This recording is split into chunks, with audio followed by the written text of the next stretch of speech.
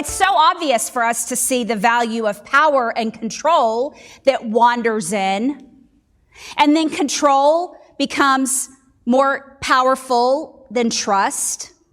And we become more interested in winning than understanding. Eventually, we move into dominancy over mutuality, and strength is defined as force and not resistance. We have created a world that relies on fear to get us what we want. And we have convinced ourselves that there is not enough of anything to share with others. And when we are asked to share, we can become suspicious, which inevitably leads to a lack of trust. It seems that we have become very comfortable with transactional living, a worth that is based on productivity and usefulness. Relationships that are becoming currency of exchange. We love to keep score, and belonging has become very conditional. We live in the mindset of you get what you earn. What's your image? What's your performance? Are you looking really good, so you're putting appearance over authenticity? We have curated our identities. We have focused on being right over being vulnerable. We have created certainty over humility. When we see the world this way, it is so obvious that this is not the path that Jesus is calling us towards.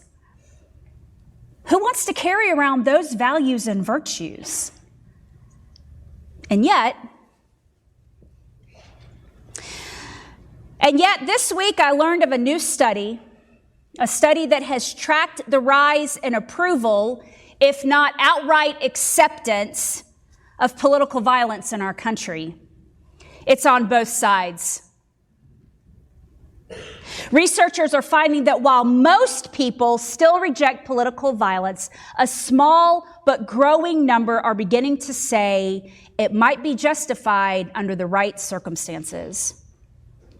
And what's most concerning is not the size of the number, but the fact that it is growing.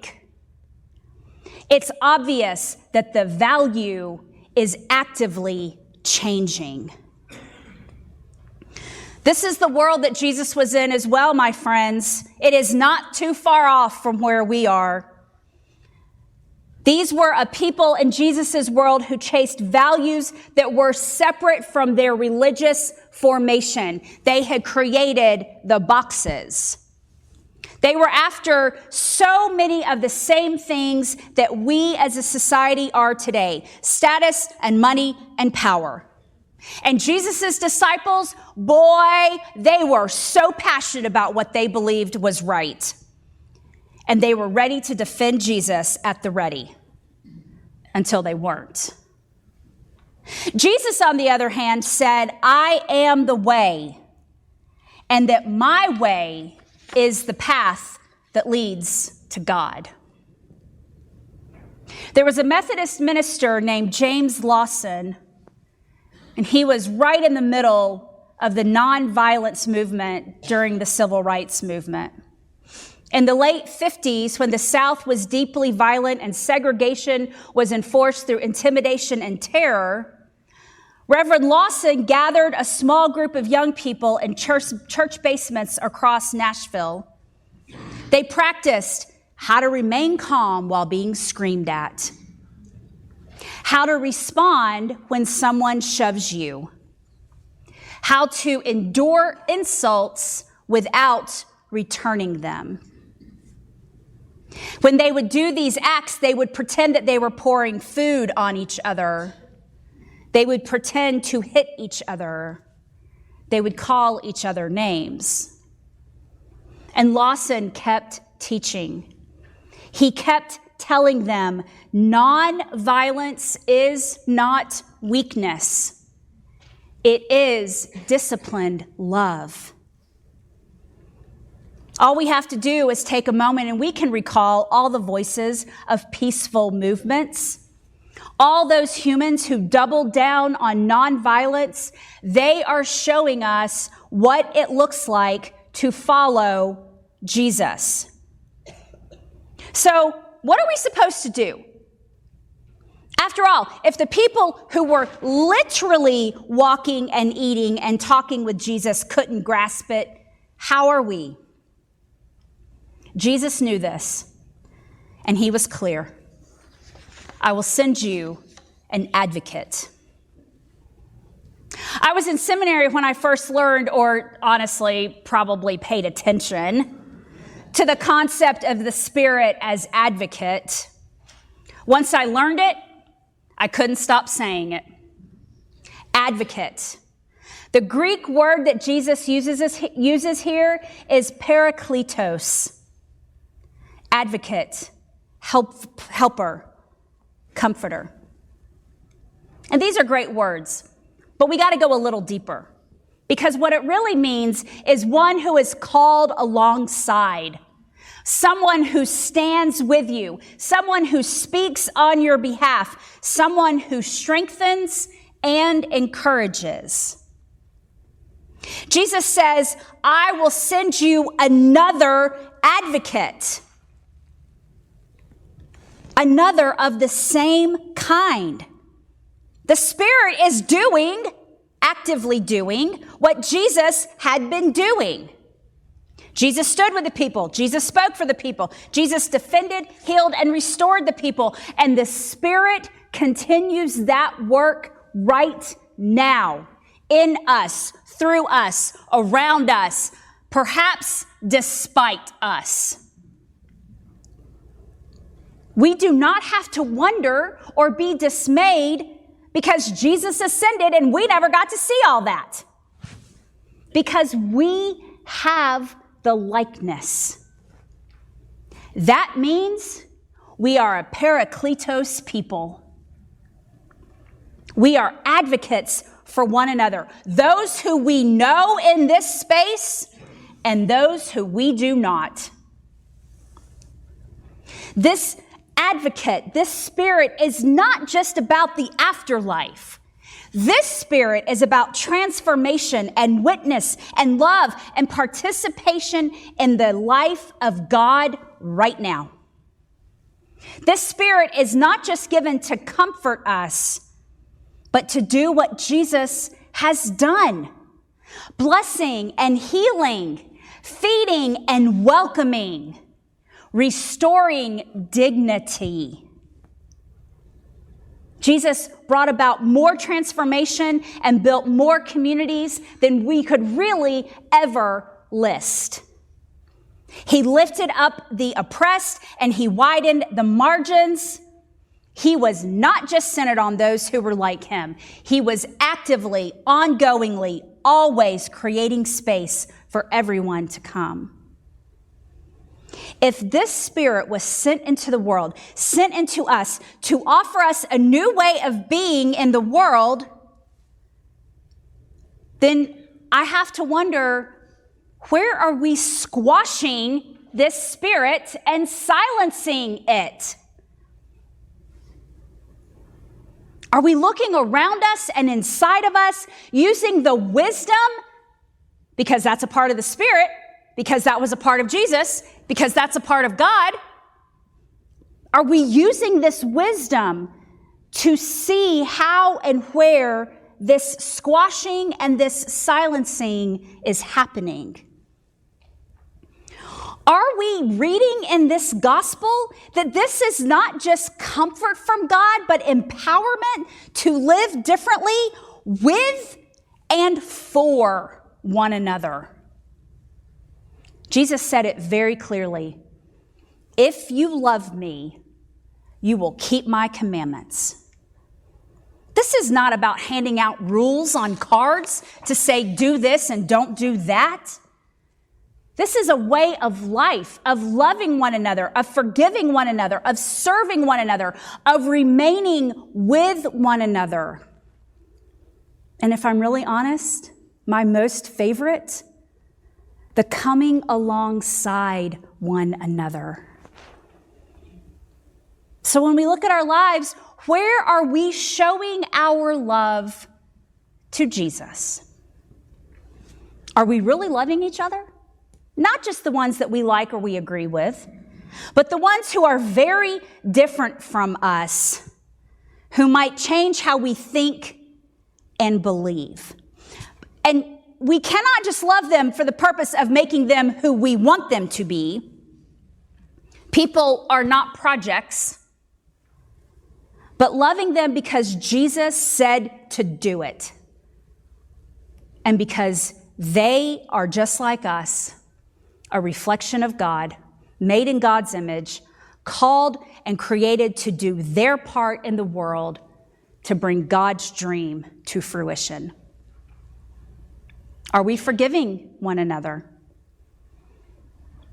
What's hit me recently about forgiveness, I've been doing a lot of thinking about this. Forgiveness may mean there is never an apology said. Never hearing the words, "Will you forgive me?" I think it is an internal acknowledgement of the forgiveness. Because Jesus does not say, you do it if they ask you. He says, forgive them. Are we serving one another? Really serving one another? Whenever I think of this in this place and this time, my brain usually goes to the less sensational, but often the most needed and impactful. I am beyond proud that we continue to serve our community through the food bank and the Sick Children's Clinic and St. Benedict's. I am thrilled that we are already talking about the Habitat Blitz build this fall and continually asking, how are we engaging the city of Lubbock and beyond? But let us not stop there. And let us turn momentarily inward to say, where am I needed here? Because this showing up, this coming alongside, this doing life together is the best way we can show our love. And this commandment is to love. Jesus said, love.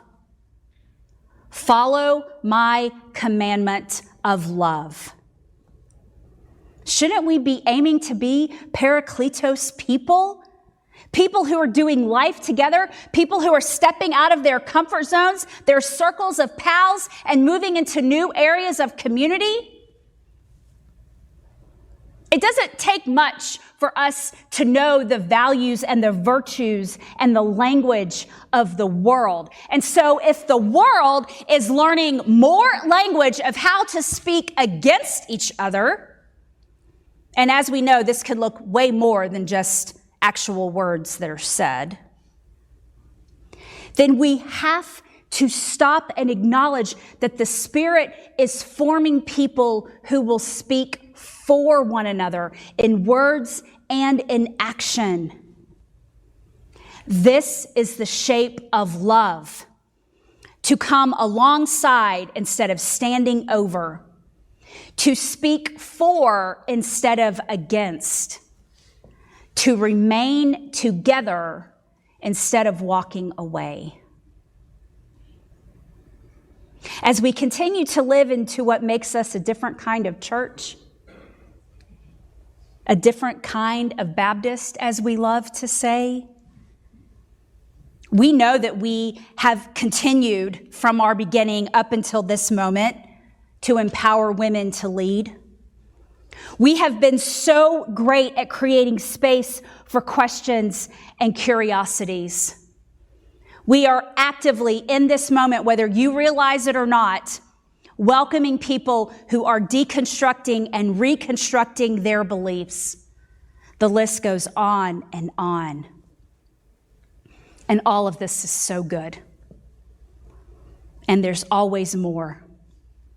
We can move from words to actions, from comfort to discomfort, from settling to allowing the Spirit to disrupt us, to truly become a parakletos people who are shaped and moved by God.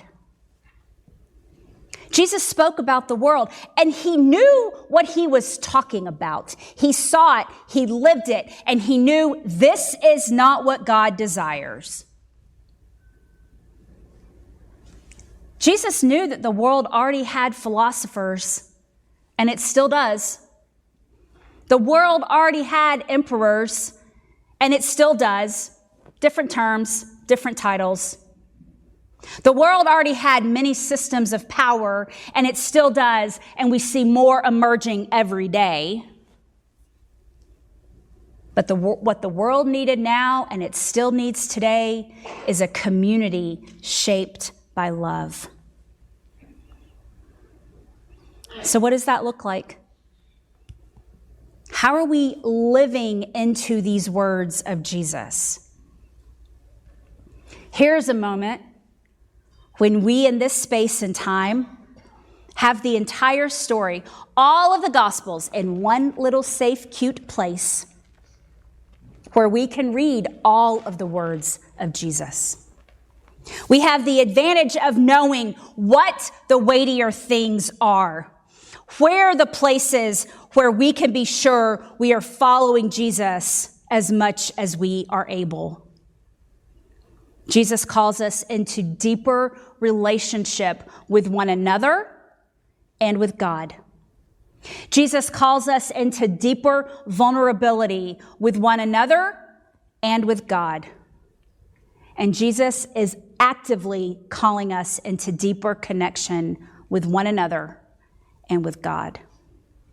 Jesus calls us to pay attention to our words and our actions, and yes, to pay attention to the words and the actions of others. Because if those with the loudest voice, with the biggest power, the biggest titles, the biggest audiences are not going to name this clearly, then those of us who follow Jesus must.